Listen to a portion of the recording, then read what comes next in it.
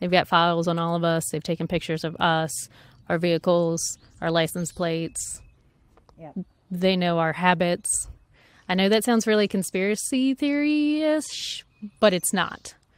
Like, this is what is happening. Oh, no. It's not, because, I mean, CNN didn't cover it, but Dakota Access Pipeline, The Intercept, did great reporting. I mean, they had intelligence reports every day. The private security company would literally be giving intelligence reports to the local sheriff, as well as the FBI and the U.S. Marshals, talking about specific protesters, talking about specific leaders in camp. So it's not conspiratorial. They definitely know the players in each community. And with us every day since they issued the orders, we were essentially taped off behind police tape, and there was one Roanoke County officer, one Virginia state trooper, and then one global security with us 24/7. That's all you had? I didn't show my ass like you did. Oh. I had 2 county cops, 1 state trooper, and 1 apparently MVP security. And on occasion, I had 2 state police, 2 county cops, sometimes more. so you're kind of a big deal. I pissed them off. I pissed them off when they wouldn't give me my cigarettes. And they told me, Red, we put you 2 power bars and 2 bottles of water down at the base of your tree. And if you get hungry, you just scamper down here and get it. I had been without a cigarette for like 2.5 days. And that just pissed me off. And I said, I'll tell you what, guys. Why don't you put my fucking cigarettes in my bucket that are right there, and I won't dump my poo bucket on you? And they went, oh, that's against the law. You're going to do this and you're going to do that. And I said, well, actually, I'm just going to dump it off my tree stand. I'm not going to really aim it. And they said, oh, you're going to get in trouble. You're going to do this. And I went, I didn't say I was throwing it. Watch my fucking lips. I'm not going to throw it on you, but if you run under it, you'll get it on you. And they said, don't do it. I gave them 5 minutes. I said, fuck all of you. And I just dumped it off the side. My son was there, and he's like, no, Mom. No, Mom. No. Tried to talk her out of it. No. He's like, right now you're facing 3 misdemeanors, and if any of that gets on these officers, you will be facing felonies. Please, for the love of God, do not do this. But you can't argue with her. What do they call that? Felony fecal matter? Yeah. Biological warfare. Then I had an expanded police line to where they almost made my visitors walk through the creek to get to me. I mean, they put them right on the edge of the bank, and they finally talked them into moving it up a foot to give them just enough walkway to get. But I had damn near an acre of police tape around me because I was armed and dangerous. I had a poo bucket, and I knew how to use it. And they didn't like that.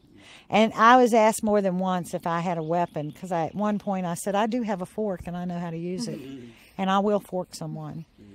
And I was told that I could not fork anyone. And then the state police asked me, he was a cute guy, and I called him McDreamy. And he said, do you have a weapon up there? And I went, yes, I do. He goes, no, seriously. I said, I have a knife that's got a blade dick. I can hit you in the finger. And I said, and I also have a fork. And then after I had thrown, the day I was coming down, after I had thrown all my tarp down, all my legs, my clothes down, I was sitting on a board with the one tarp screwed on that I couldn't unscrew. That's all I had up there. And then my negotiator called me and said, Red, you don't have any weapons up there, do you? I'm like, what the fuck? No, I don't have any weapons. If I'd have had a gun, I'd have shot the guys with the chainsaws. No, I do not have weapons. My husband knows me and would not let me have one. because he knew I would have probably used it. And I said, no, I do not have a weapon on me. And I'm sure if I'd have said yes, they could have taken me out the easy way in a body bag, because I'm sure that's all they wanted to hear. And when I was in the tree set alone, I spent a couple days trying it out. Nobody knew I was up there, and I was up there alone for a couple days. And it hadn't turned bad again. It was in March. And I thought, well, this is pretty peaceful. And then they found out I was there, and everybody's like, someone's got to stay with her.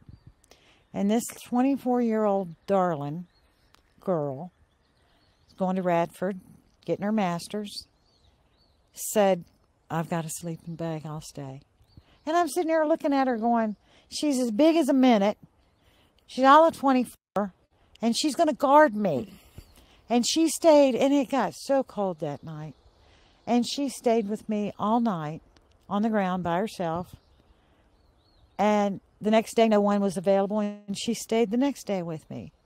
Only the next day, we saw 3 headlamps coming through the field to my camp, or my, treehouse. And she yells up at me. It's like 12 o'clock at night. She goes, Red, there's headlamps coming through the field headed this way. And she calls out to them, and nobody answers.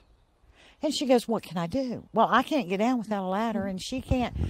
She's as big as a minute. She can't carry a 32-foot ladder over. And I said, honey, I don't know. And I figured she'd go hide. Hell, she picked up her flashlight and went after them. Wow. And I'm like, she's crazy. God love her. And they turned off their headlamps, headed back out, and we heard a car start and leave. Well, I've got a mountain man up here that likes to wander around, one with nature. And he stayed around my camp nonstop, and he was fabulous. And he would come in different ways. And he came in one morning, very, very early, and found 3 guys with night goggles behind me, watching me, and reported it to my husband. So we talked to the state police and the police, and they said, no, we don't have people out with night goggles watching you. So I have no idea who was, keeping their eyes on me. I was pissed. We mentioned Trump, but I think people need to realize this is a Democrat governor of this state. Just became governor last year. I've read on him. He's called an environmentalist or environmentally friendly. He's on the water board, which, when I found that out, infuriated me even more with his kind of willful ignorance of this and the damage of the pipelines. Like, oh, McAuliffe already signed a bunch of paperwork. I'm like, no, you still have the power to stop and or pause this pipeline. You have the power to call for the stream by stream analysis that should have been done.